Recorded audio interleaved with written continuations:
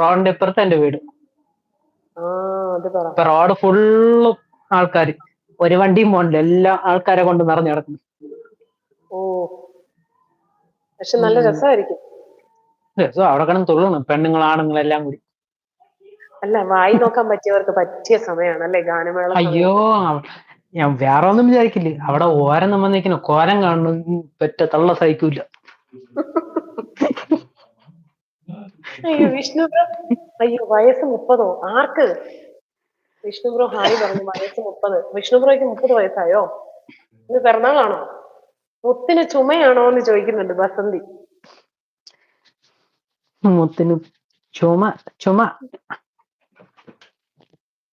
Basanti 5 minute time out തരട്ടേന്ന്. Happy. ഞാനൊരു ചിന്ത, കാവടി ചിന്ത, രാഗം പഠിക്കാനില്ലേ ഈ പാട്ട് പാടുന്നു. അയ്യോ എനിക്ക് അറിയത്തില്ല ചേട്ടാ അത്. പാട്ട് ചിലപ്പം ചേച്ചിക്ക് കോപ്പിറൈറ്റ് കിട്ടും, അതുകൊണ്ടാണ് പിന്നെ വെളിയിൽ ഇറങ്ങാത്തത്. അതിലൊന്നും കുഴപ്പമൊന്നുമില്ല. ഞാൻ കോപ്പിറൈറ്റ് കിട്ടിയാൽ ഇത് ഇറേസ് ചെയ്യാം, പക്ഷെ അവിടുത്തെ ഇറേസ് ചെയ്യാൻ പറ്റിയാലും എനിക്ക് ഞാൻ പാടുന്നത് അത്രക്കായാ എങ്ങനെയാന്നില്ല കേപ്പിച്ചേരാ. അല്ലല്ല, വേണ്ട വേണ്ട വേണ്ട, എനിക്ക് അവിടുത്തെ ഇറേസ് ചെയ്യാൻ പറ്റത്തില്ല. എന്തായാലും ഇറങ്ങിയല്ലേ കേട്ടോ.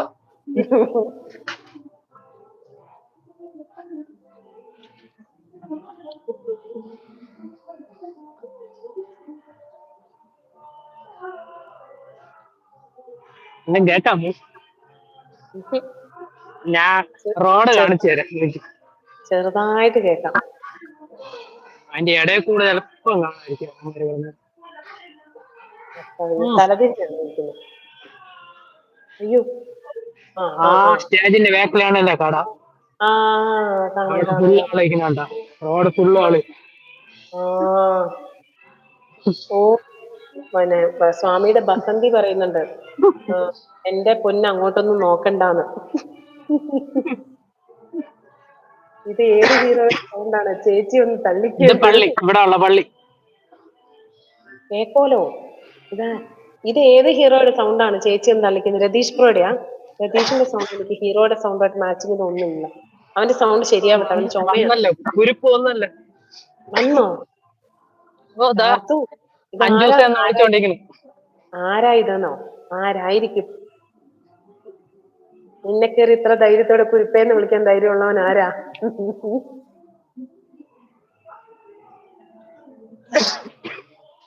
പിന്നെ മുറി കറക്റ്റ് അല്ലെങ്കിൽ ചിലപ്പം രതീഷ് ബസന്തിയുടെ DP പോലെയാണോ? ആർത്തു, സിന്ധു ഭൈരവി, ചിത്ര.